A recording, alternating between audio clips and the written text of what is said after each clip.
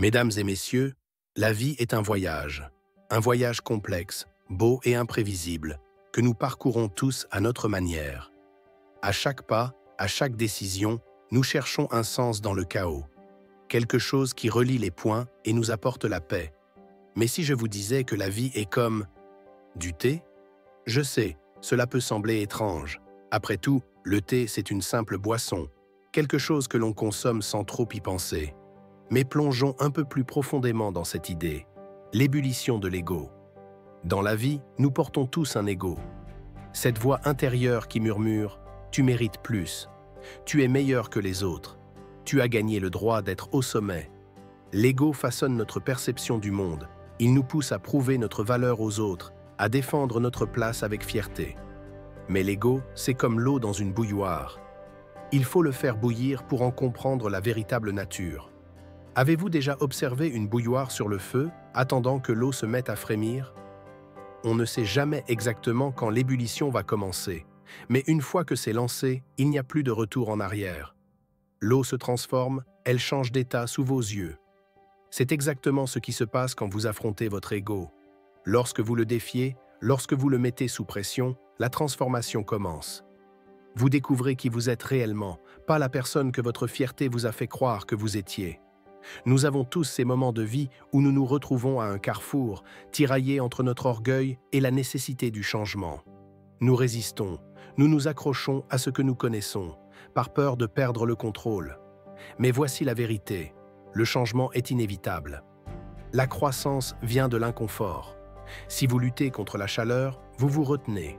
Mais si vous laissez cette chaleur faire son œuvre, si vous acceptez de faire bouillir votre ego, alors vous verrez votre véritable potentiel émerger. J'ai vécu cela moi-même. Un moment où mon orgueil me retenait, où je pensais mériter plus sans que le monde ne le reconnaisse. La frustration m'aveuglait. Jusqu'à ce que je me regarde dans le miroir et prenne une décision. Lâcher prise. Laisser mon ego s'effacer fut difficile, presque humiliant. Mais c'est à cet instant que j'ai compris. La vraie croissance ne vient pas de l'affirmation de soi, mais de l'humilité, de l'apprentissage et de l'évolution. L'évaporation des soucis. L'inquiétude est un poison invisible. Peu importe qui vous êtes, ce que vous avez accompli, combien de personnes vous admirent, nous avons tous des inquiétudes. Mais laissez-moi vous poser une question. Avez-vous déjà passé des jours, des semaines, voire des mois à vous inquiéter d'un problème pour finalement réaliser qu'aucune des choses que vous craigniez ne s'est produite?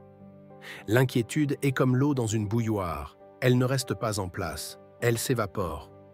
Et nous devons apprendre à la laisser partir. Pendant une période difficile de ma vie où tout semblait s'effondrer autour de moi, je me suis rendu compte que se ronger les sangs ne m'aidait pas. Au contraire, cela m'épuisait. Ce qui a tout changé, c'est quand j'ai arrêté de gaspiller mon énergie sur ce que je ne pouvais pas contrôler et que je me suis concentré sur ce que je pouvais réellement faire avancer. Quand j'ai lâché prise, quand j'ai laissé mes soucis s'évaporer comme de la vapeur montant d'une bouilloire, les choses ont commencé à changer. Pas parce que mes problèmes avaient disparu, mais parce que j'avais trouvé la clarté et la force d'y faire face différemment. Diluer la douleur, transformer la souffrance. La vie nous confronte tous à la douleur, aux échecs, aux pertes. Ces moments sont inévitables. Ils arrivent et nous submergent, comme du thé trop infusé qui devient amer. Mais pensez à ce qui se passe lorsque vous ajoutez de l'eau à ce thé. Il s'adoucit, il se dilue, il devient plus équilibré. Nos souffrances fonctionnent de la même manière. Plus on les laisse se diffuser dans notre parcours, plus on réalise qu'elles ne nous définissent pas. Elles font partie de nous, mais elles ne sont pas toute notre histoire. La clé n'est pas d'éviter la douleur, mais de l'accueillir, de la transformer en sagesse. Le message final. Mes amis, la vie ne s'arrête pas pour votre ego. Elle ne se préoccupe pas de votre fierté, de vos inquiétudes ou de vos blessures passées. Elle avance, toujours. Si vous ne faites pas attention, elle vous laissera derrière. Alors posez-vous ces questions. Êtes-vous prêt à faire bouillir votre ego? Êtes-vous prêt à laisser s'évaporer vos soucis? Êtes-vous prêt à diluer vos douleurs pour en faire une force? Si oui, alors vous êtes sur le chemin de la transformation. Ce ne sera pas facile, ce sera inconfortable, mais je vous le promets, ça en vaudra la peine. Parce qu'au bout du compte, vous êtes le maître du thé que vous préparez dans votre vie. J'ai appris à puiser ma force dans l'amour que nous avons partagé. Lorsque je repense aux échecs, je ne les laisse plus me définir. Au contraire, je les accueille comme des enseignants, m'apprenant chaque facette du chagrin, chaque blessure. Chaque revers est une leçon, une étape du processus de croissance. Aussi douloureux que cela puisse être, plus on s'autorise à adoucir cette douleur, plus elle se dilue, laissant place à la guérison, à la paix et à un avenir empli d'espoir. Alors, lorsque le chagrin frappe à votre porte, souvenez-vous, vous ne pouvez pas l'éviter, mais vous pouvez l'apprivoiser. Vous pouvez le gérer, grandir avec lui et surtout le transformer en une force qui vous façonne et vous rend plus fort.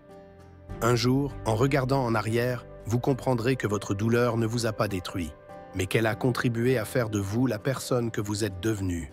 Nous avons tous fait des erreurs, nul besoin de prétendre le contraire.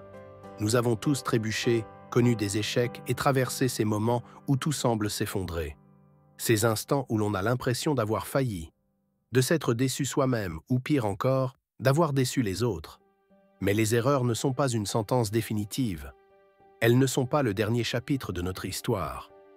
Comme les feuilles de thé qui infusent avant d'être filtrées, les erreurs peuvent nous enseigner quelque chose de précieux.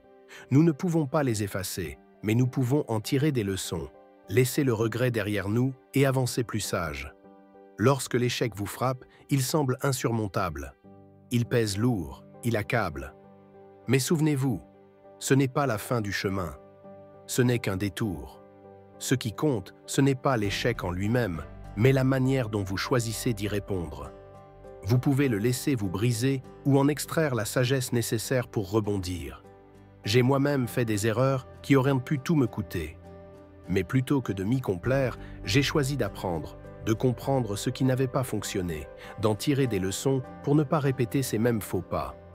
Et avec le recul, je réalise que ces échecs ont été des tournants déterminants dans ma vie. Ils m'ont appris l'humilité, m'ont enseigné l'importance de l'écoute et de la remise en question. Les erreurs ne sont pas une fatalité. Ce qui vous définit, c'est votre capacité à vous relever, à apprendre et à avancer. Il y aura toujours des défis, des revers, des moments de doute. Mais ces moments ne doivent pas vous emprisonner dans le passé. Ils ne doivent pas étouffer votre avenir. Ne laissez pas vos erreurs être un poids qui vous entrave.